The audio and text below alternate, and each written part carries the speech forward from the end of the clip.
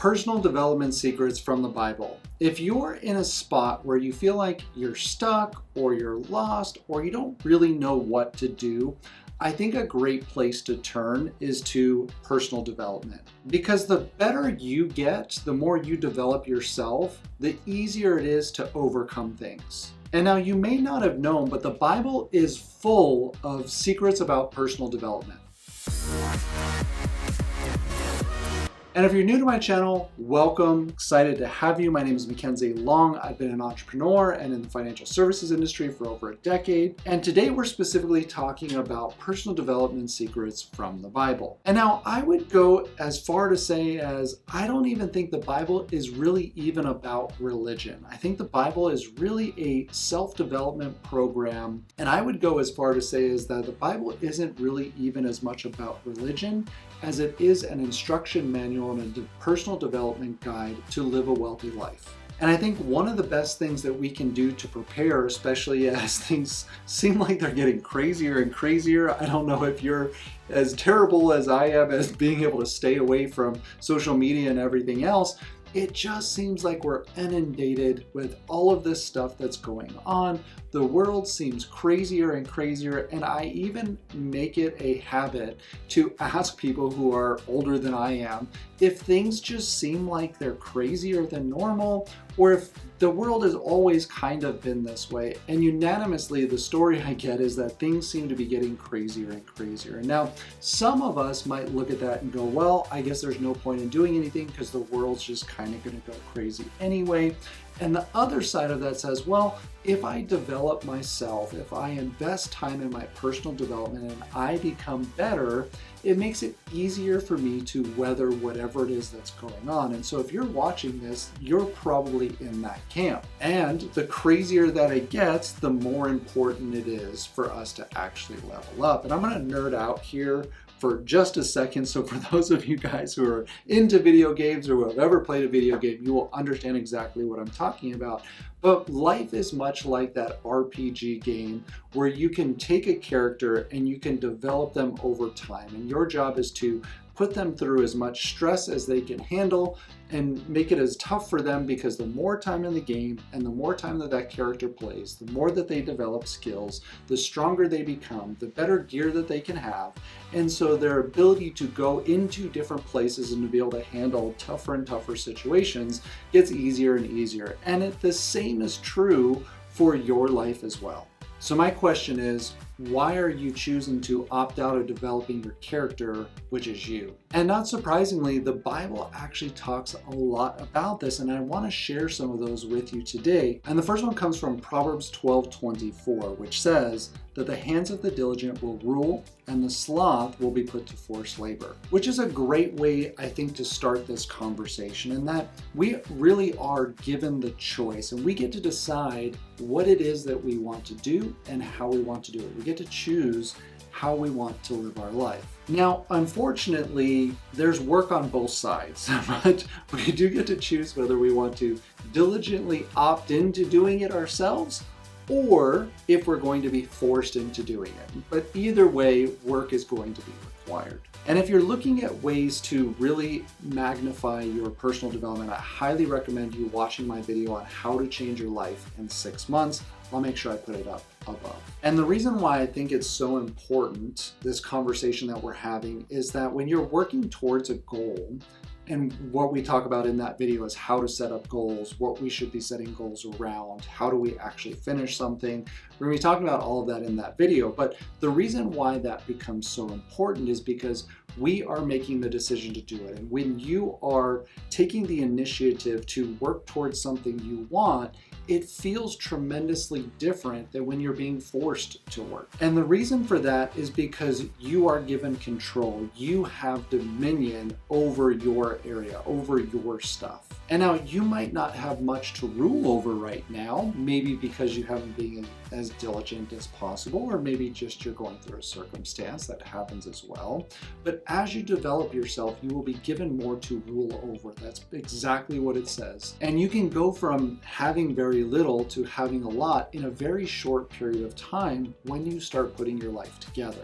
And I think part of that is putting God first. And if you're sitting here watching this video and saying, yeah, okay, that sounds nice, but work still feels like a chore to you, the reason why work feels like a chore is probably because you feel like you're being forced to work. And the reason why you're being forced to work is because you haven't opted into being diligent enough to work for yourself. And I don't necessarily mean entrepreneurship here. What I mean is that you're not making the decision to work hard towards a goal and do something and work something out of your life. You're working because you're being forced to because you have to pay your bills, which is just not a fun place to be. I remember being there, and it wasn't that it wasn't a good paying job. I was working for the county, I was doing engineering, but every day I woke up, I hated going to work. I would lay there as long as humanly possible. I would try to, just sleep that extra 5 minutes, whatever it was, because I simply just didn't want to do what it was that I was doing. And there were lots of reasons for that, but it didn't feel like it was really my purpose. Whereas now, I usually wake up before the alarm clock. I usually have extra time to pray, regardless of how much we've done or if we were out playing pickleball or whatever it was we were doing. I look forward to the day now. So maybe you need to watch that other video and figure out how to structure your life that you're working towards something instead of working to maintain and to just live. And part of that is understanding this next verse from Proverbs 12:27, where it says, "Whoever is slothful will not roast their game, but the diligent will get precious wealth." And I think this is so true, right? Because somebody who's given something and they don't really appreciate it, it just kind of goes to waste. And this is why I love my Cuban people. And I don't know how many of my fans are Cuban, but I absolutely love the Cuban people, my wife being one of them, because they don't waste anything. They know how to use everything down to the smallest amount. Nothing ever goes to waste. I joke with my wife, I feel like I was actually Cuban before we met, before we married, because I was very much the same way. And here it's specifically talking about those people who are diligent will use everything that's available to them. That when they do get their game, they find prizes, they find precious wealth in things because everything that they're given, they're able to use to its fullest. Whereas somebody who's slothful, even if they have given something or if they've worked for something, it just goes to waste because they won't even spend the energy to cook it and use all of it for what it's meant to be used for. They'll just let it waste away.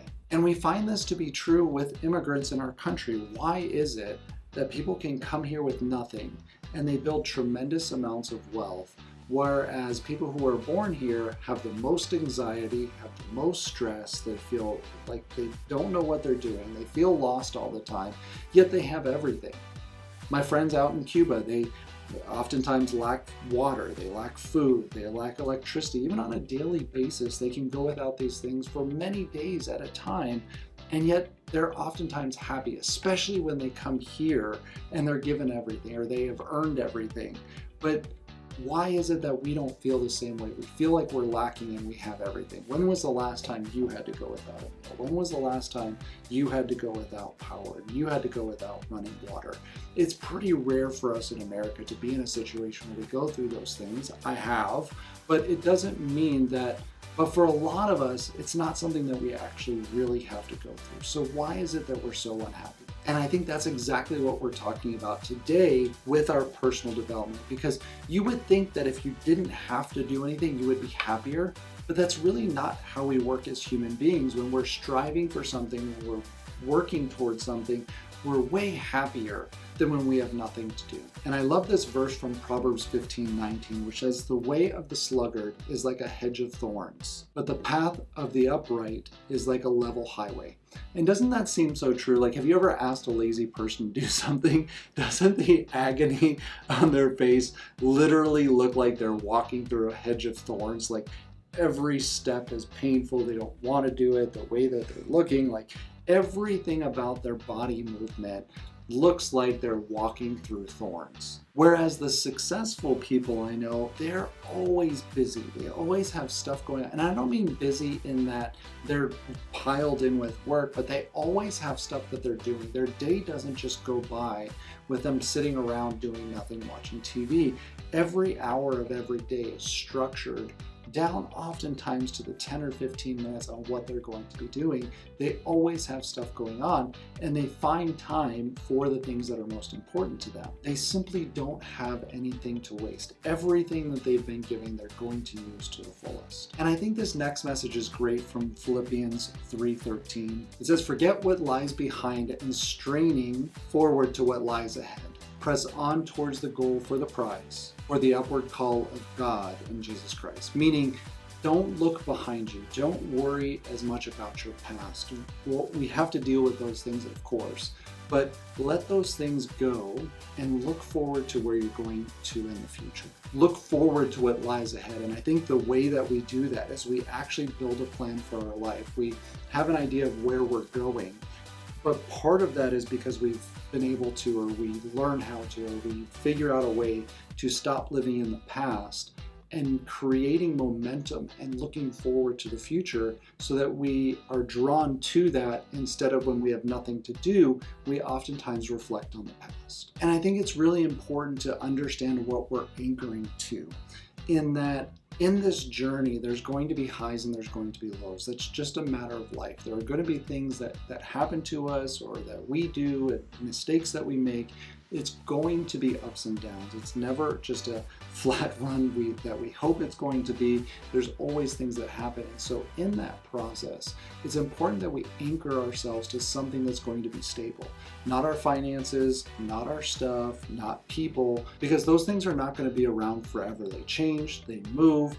Whereas when we put our faith and our confidence into something that's going to be eternal, we will keep that confidence no matter what's going on around us. That when those things fade, if we lose our way, if we lose our wealth, if we lose our stuff, if we lose our people, we're still anchored to something that's always going to be there, something that's going to last forever. And so you can weather those storms a lot easier. So it's important to make sure you put that anchor actually into something that's going to be long term. And another one that I love is this from Hebrews 6:10. "For God is not unjust to overlook your work and the love that you have shown for his name in serving his saints, as you still do." Meaning God sees what it is that you're doing, that he understands and he appreciates and he knows what it is that you're going through, the effort that you're putting, the way that you treat other people is important. It's going to be accounted for. And so just sitting around idly and not actually even cooking the game, right? Like we're not actually taking advantage of the things that we have and working towards the best of our ability, we're also going to be judged by that. We're opposite to that. The things that we do work for and the effort that we put in, the personal development that we do and the way we develop ourselves and the way we treat people, all of that matters to God. He's watching all of those things that we do. And that's very important for understanding this long-term goal that we have. And it's crazy to me to think how much life has changed just in the last couple of years since I've started this YouTube channel. It hasn't even been 2 years yet. And our family has gone from being single to being engaged, being married, Marlene's mom coming in from Cuba, and her living with us now, which is great. And then we're working on getting her sister Jessica and Jessica's son Tiago. And then we're working on having a family. So literally it's going to go from being single to almost 6 of us in the home within a couple of years. Like things change so much. And as you develop yourself and you work on those things in your life, you become a better person. You can handle more of that. And simultaneously with that happening in the home, our business is also growing. And so there's no more people who are required or dependent on us to help with those things. And so the things that we rule over, our dominion of things and people, is growing all of the time. And that's happened from years of putting in personal development and waiting to find the right person and those types of things. And exactly what we're talking about here is staying diligent with your work regardless of your current situation. and taking those things and those new challenges and those things that come up. And it seems like even with developing this channel, every time that I would learn a new aspect of doing YouTube videos, when you learn a little about video and then all of a sudden you got to learn about lighting and then you got to learn about sound, and all of these things start to tie together. They're separate and you learn them separately, but over time you put them together to something that's going to be beautiful. But you can't see that path when you're looking forward and when you're walking through it. But once you get through it and you look back, you see how each of those pieces of the puzzle were put together. Each of those pieces of that personal development come together to create something beautiful that you couldn't do entirely without each one of those pieces along the way. And each one of those was its own struggle and its own learning curve and its own time. And it seems like your life isn't moving forward because you're working on all of those things and you're not necessarily seeing it reflect in your life. And then all of a sudden it comes together.